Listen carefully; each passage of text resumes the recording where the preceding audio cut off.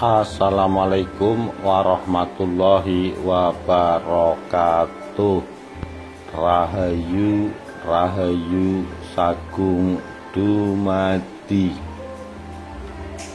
Pujangga terakhir tanah Jawa, Raden Ngabai Ronggowarsito.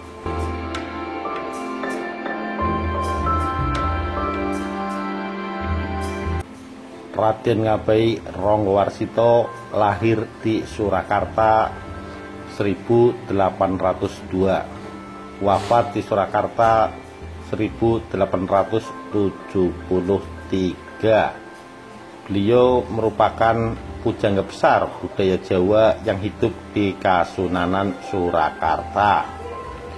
Beliau dianggap sebagai pujangga terakhir tanah Jawa. Nama aslinya adalah Bagus Burhan. Lahir di Surakarta tanggal 15 Maret 1802. Merupakan putra dari Mas Pajang Swara, putra Yasadipura II, putra Yasadipura I, pujangga besar Kasunanan Surakarta. Ayah Bagus Burhan merupakan keturunan Kesultanan Pajang, sedangkan ibunya adalah keturunan Kesultanan Demak. Bagus Burhan juga memiliki seorang pengasuh setia bernama Ki Tanujoyo. Sewaktu kecil, Burhan terkenal nakal dan gemar judi. Ia dikirim kakeknya untuk berguru agama Islam pada Kiai Imam Paseri, pemimpin pesantren Gebang. Pada mulanya, beliau tetap saja bandel, bahkan sampai kabur ke Madiun. Setelah kembali ke Ponorogo, konon ia mendapat pencerahan di Sungai Kedung Watu, sehingga berubah menjadi pemuda alim yang pandai mengaji. Ketika pulang ke Surakarta, Burhan diambil sebagai cucu angkat Panembahan Buminoto, adik Pakubuwana IV. Beliau kemudian diangkat sebagai Carik Kadipaten Anom bergelar Mas Pajang Anom tanggal 28 Oktober 1819. Pada masa pemerintahan Pakubuwono V tahun 1820 sampai 1823, karir Burhan tersendat-sendat karena raja baru ini kurang suka dengan Panembahan Buminoto yang selalu mendesaknya agar pangkat Burhan dinaikkan. Pada tanggal 9 November 1821, Burhan menikah dengan Raden Ayu Gombak dan ikut mertuanya, yaitu Adipati Cakradiningrat di Kediri. Di sana ia merasa jenuh dan memutuskan berkelana ditemani Ki Tanujoyo. Konon Burhan berkelana sampai ke Pulau Bali, di mana ia mempelajari naskah-naskah sastra Hindu koleksi Ki Adar Sidalaku. Bagus Burhan diangkat sebagai Panewu Carik Kadipaten Anom bergelar Raden Ngabai Ronggowarsito, menggantikan ayahnya yang meninggal di penjara Belanda tahun 1830. Lalu setelah kematian kakeknya, Yasadipura II, Ronggowarsita diangkat sebagai pujangga Keraton Surakarta oleh Pakubuwono VII pada tanggal 14 September 1845. Pada masa inilah Ronggowarsito melahirkan banyak karya sastra. Hubungannya dengan Pakubuwono VII juga sangat harmonis. Beliau juga dikenal sebagai paranormal ulung dengan berbagai macam ilmu kesaktian.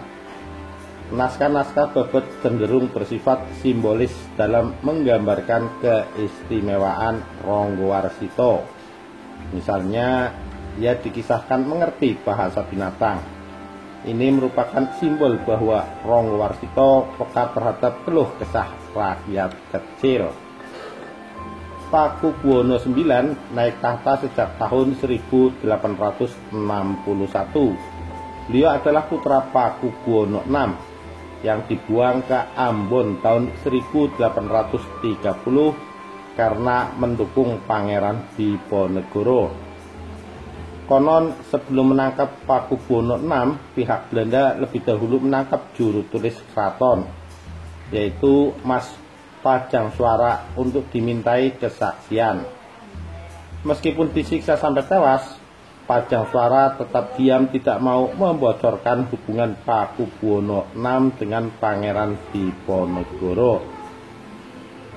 Meskipun demikian, Belanda tetap saja membuang Pakubuwono VI dengan alasan bahwa Pajangsuara telah membocorkan semuanya.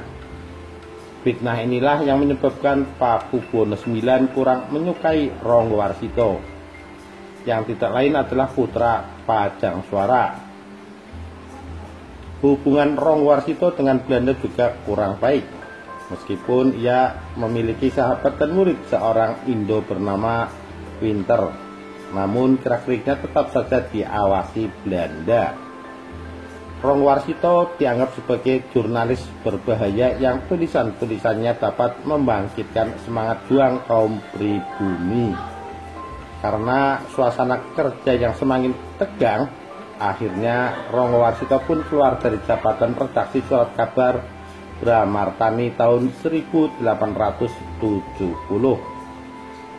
Ronggowarsito meninggal dunia secara misterius tanggal 24 Desember 1873. Anehnya, tanggal kematian tersebut justru terdapat dalam karya terakhirnya, yaitu Serat Sabda Jati yang ia tulis sendiri.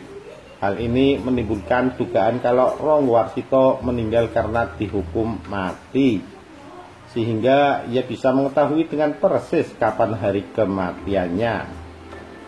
Penulis yang berpendapat demikian adalah Suripan Sadihutomo tahun 1979 dan Anjar Ani 1979. Pendapat tersebut mendapat reaksi keras, terutama dari pihak Keraton Surakarta. Berbagai pendapat ditunjukkan untuk membantah bahwa Ronggowarsito bukan mati dibunuh. Mereka tetap yakin kalau Ronggowarsito adalah peramal ulung, sehingga tidak aneh kalau ia dapat meramal hari kematiannya sendiri. Pendapat kedua, penulis dianggap merendahkan kehebatan mata batin Ronggowarsito. Kedua penulis tetap teguh pada pendapat mereka dengan disertai alasan-alasan logis bahwa Ronggowarsito meninggal karena dihukum mati. Padahal waktu itu yang berhak menjatuhi hukuman mati hanyalah pemerintahan Hindia Belanda. Jika benar demikian, hukuman mati ini justru meningkatkan derajat Ronggowarsito di mata rakyat, karena pihak Belanda menganggapnya sebagai tokoh berbahaya yang harus disingkirkan. Ronggowarsito dimakamkan di Desa Palar, Kecamatan Trucuk, Kabupaten Klaten. Makamnya pernah dikunjungi dua presiden Indonesia, yaitu Presiden Soekarno dan Gus Dur pada masa mereka menjabat. Demikian sekilas perjalanan Raden Ngabai Ronggowarsito. Sekian, terima kasih. Wassalamualaikum warahmatullahi wabarakatuh. Rahayu Rahayu Sagung Dumadi.